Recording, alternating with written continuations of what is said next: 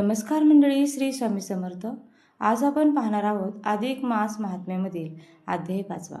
अधिक मासामध्ये जर आपण अधिक मासाची पोथी पठण किंवा श्रवण केली तर आपल्या आयुष्यातील दुःख, दारिद्र्य, गरिबी ही दूर होत असते. तसेच अधिक मासाचे पुण्यफळ देखील आपल्याला प्राप्त होत असते.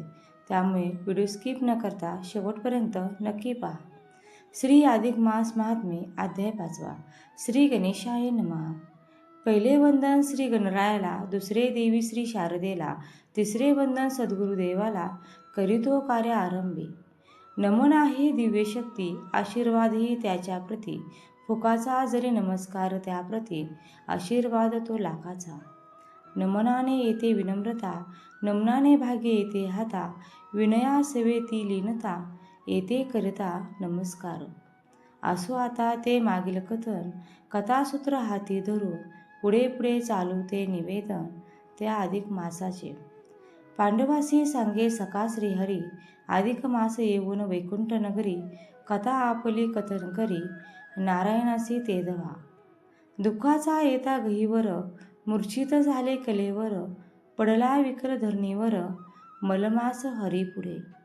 नारद सांगती नारायणासी, कथिले कृष्णे पांडवासी. तेच मी तुम्हासी सांगतो आता, ऐकावे श्रीकृष्ण सांगे त्या पांडवा.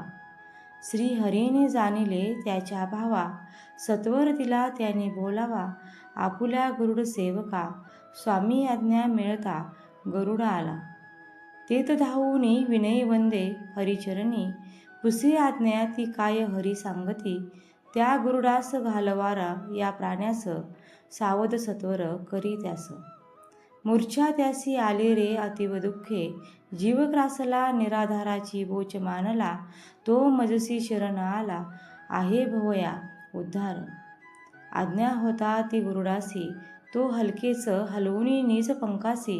शीतल वारा घाले त्यासी, सावध ते करावया. शीतल वारा अंगी पडता, सुखवला जने तो चित्ता. नेत्र उघडून पाहू आता, सन्मुख पाहे गरुडास. अधिक मास पुषे गरुडास, वारा का घालतोस. वारा नको रे या दिनास, हवा चरणी आसरा.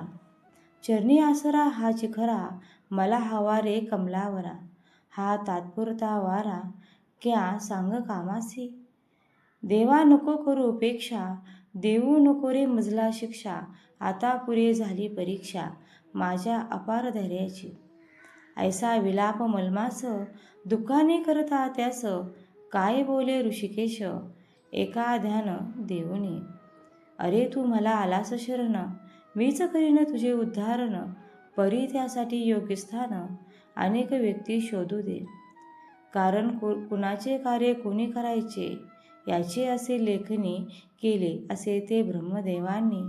त्याला मी काय करू, मग विचार करुनी श्रीहरी त्या समंती. उठ झटकरी चल जाऊ आता सत्वरी. आपण त्या गोलोका, मग आज्ञा पिले गरुडासी. घेऊनी चला दोघांसी, जाऊ सत्वर गोलोकासी. याच्या उद्धार कारणे, मग घेऊनी त्या उभयंतास. गरुड करी उड्डाण, वेगे लक्षण गोलोकास चालला.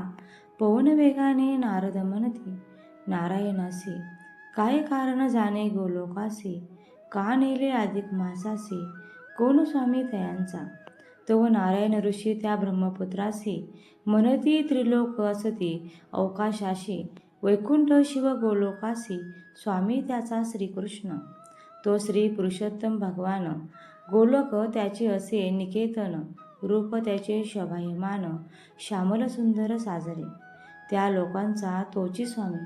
तेथ नाही काही कमी, सर्व सौखे सुखधामी. लोक सर्व आनंदी, श्यामल सुंदर तनु साजरी. अंगी बसते ती भरजरी, मोरपिसांचा मुकुट शिरी. हरी सावळा मन मोही, त्या रूपांचे आकर्षण लागले. गोपगोपिका जाणतेने, गोकुळ वृंदावन केले वेडे प्रेमाने. त्या सावळ्यावरती प्रीती, नरनारी भाविक करती. रूप त्याचे चित्ती धरती, रात्रंदिन चित्तात. तोची स्वये पुराण पुरुष, तो सर्वात्मा तो सर्वेश. तो ईशाचाही ईश, विश्वचालक परमात्मा. तो सर्वांचा सूत्रधार, निराधारांचा तो आधार, तोच सर्वांचा तारणहार, माता पिता रक्षिता. त्याची वस्ती त्या गोलकाप्रती, म्हणून त्या अधिक मासाप्रती. आणि तेथे जग जेठी, कृष्ण भेटे कारणे. ज्या लोकी आणला मलमास, त्या लोकांचे महत्व विशेष. नारदा ऐक देवनिया चित्त, असे म्हणती नारायण ऋषी. भगवंताची ती योगशक्ती, आधारविना होये पिलती. त्या गोलोकाची नित्यस्थिती, आनंदरूप ती स्थोर. आधी व्याधी जरा मरण, यास थारा नसे जाण. या लोकीचे लोक भाग्यवान, सुखानंदाच भोगते. या गोलोकाच्या अधोभागास, अनेक त्याच्या अंगास. वैकुंठ आणि शिवलोक खास, आहेत पहा वसलेले. वैकुंठ नगरीचे वैष्णवजन, आराधिती विष्णू भगवान. शिवलोकीचे शैवजन, भजती सदाशिवास. वैकुंठ असे ते गोलाकार, 1,000,000 त्याचा विस्तार. तेथील वैष्णव महावीर, पितांबरधारी. तेथील स्त्रिया आणि पुरुष, भजती एका केशवास. तोच त्यांचा परमेश्वर, माय बाप बंधू सखा. गोलोकाच्या वामभागीचा, शिवलोक तो शैवाचा. भक्त समुदाय तेथ शिवाचा, नित्य ध्याती महेश्वरा. विष्णू लोकात रमती वैष्णवजन, शिवलोकी रमती शैवजन. गोलोकी गोपालजन, नांदती सुख आनंदाने. नारायणाचा तो वैकुंठ लोक, शिवभक्तांना प्रिय शिवलोक. कृष्ण भक्तांना तो गोलोक, लाभतसे भाग्याने. गोलोकीचा तो स्वामी, सावळा शोभतसे घननीळ सावळा. कंठी त्याच्या कौस्तुभमाळा, शैलाजरीचा अंगावर. तो स्वयंभू आणि स्वतंत्र, सर्वाहुनी तो असे पवित्र. मूळ एक परी सर्वत्र, चराचरी त्या भरला असे. तो स्वतः जरी निरीच्छ पूर्वी, भक्त इच्छा कौतुक भक्तासी देई. भक्ती भातुक बांधून या पदरास, स्वामी तो सर्व जगताचा. गुणरहित निधी गुणांचा, प्राणसखा तो भक्तांचा. तारक बहुसागरी, त्या श्रीकृष्ण पदी लागला. अनेक नाही जो उद्धारला, असा कोणी नाही भला. ख्याती त्यासी तैसी, तो ज्याला म्हणे आपला.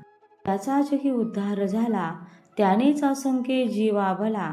उद्धारले पापी जनांचा कैवारी, श्रीहरी त्याचे दुःख होये तुरी. म्हणून त्या मलमासा श्रीहरी, आणि ते झाले गोलोकात. उत्कंठा नारदा म्हणे कैसी झाली, त्याची उद्धारणे ती ऐका या कथा श्रवणी. आसुसला भक्त तो आता, पुढे श्री यदुनाथ कैसे शांतविला त्याचे चित्त. ते 6व्या अध्यायात आपण साध्यत ऐकूया. हा ब्रह्म नारदीय पुराणेचा 5वा अध्याय गोलोक गमनाचा पूर्ण झाला. अधिक महात्म्याचा असे पुराण संबंध. अरुण विनवणे करी खास, स्वीकारा प्राकृत रचनेस. 5वा अध्याय हरिचरणास प्रेमभावे समर्पित. इति श्री ब्रह्म नारदीय पुराणे अधिकमास महात्मे गोलोक गमन नाम 5वा अध्याय संपूर्ण.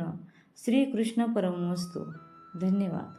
ओम नमो भगवते वासुदेवाय नमः. आता या अध्यायाचा आपण मराठी भावार्थ बघूया. श्री अधिकमास महात्मे अध्याय 5. मलमासाचे गोलोकी गमन. इकडे पांडवांना वैकुंठात आलेल्या मलमासाचे पुढे काय झाले ते ऐकण्याची मोठी उत्कंठा लागली होती. आणि मग कृष्ण त्यांना सांगू लागला की श्रीहरीने त्यांच्या मनातला तो शरणागत भाव जाणला, त्यांचे नेमके दुःख जाणले आणि त्याने गरुडास बोलावून घेतले. त्यास त्या दुःखाने मूर्छित होऊन पडलेल्या मलमासास वारा घाल आणि सावध कर असे सांगितले. ती प्रभूची आज्ञा शिरसावध्य मानत गरुडाने हलके हलके त्यास आपल्या पंखाने वारा घालून सावध केले. त्याने तसे गरुडास आपल्याला वारा घालताना पाहिले आणि तो म्हणाला, वा भक्तराजा, अरे तू माझ्यासाठी हे कष्ट का घेतोस? मला या वाऱ्याची नाही तर या श्रीहरींच्या चरणी आसरा मिळण्याची अपेक्षा आहे. देवा, अरे तू माझी उपेक्षा करू नकोस. उगाच माझ्या धैर्याची आणखी परीक्षा पाहू नकोस. तेव्हा रमावर त्यास म्हणाले, बाळ अधिक मासा, अरे तू मला शरण आला आहेस ना, मग काळजी सोड, मीच तुझा उद्धार करेन. असे म्हणून श्रीहरीने थोडा विचार केला. मग त्याने गरुडास आज्ञा केली की बाळ गरुड राजा, तू आम्हा दोघांना सोबत घे आणि त्वरित त्या गोलकाच्या दिशेने कर उड्डाण पाहू. तेव्हा गरुडाने त्या आज्ञेचं पालन करत त्या दोघांना सोबत घेतले आणि गोलकाकडे प्रस्थान केले. तेव्हा पांडवांनी हा गोलक कोणाचा, तेथे श्रीहरीने त्या गोलकास का नेले असा प्रश्न विचारला. त्याने उत्तर देताना श्रीकृष्ण म्हणाले की हे कुंतीपुत्रांनो, आधी मी तुम्हाला ज्या गोलकात श्रीहरी त्या मलमासास घेऊन गेले त्या गोलकाची माहिती देतो. या अवकाशात वैकुंठ, शिवलोक आणि गोलोक असे 3 लोक आहेत. त्या गोलकाचा स्वामी हा भगवान पुरुषोत्तम हा आहे. गोलोक हे त्या पुरुषोत्तमाचे निवासस्थान असून ते अत्यंत वैभवसंपन्न आहे. तिथे कशाचीच कमतरता नाही. त्या लोकांचा स्वामी जो पुरुषोत्तम आहे तोच विश्वचालक परमात्मा, तोच सर्वांचा मातापिता आणि त्राताही आहे. त्या भगवंताच्या योगशक्तीनेच आधाराविना गोलोक अवकाशात पेलून धरला आहे.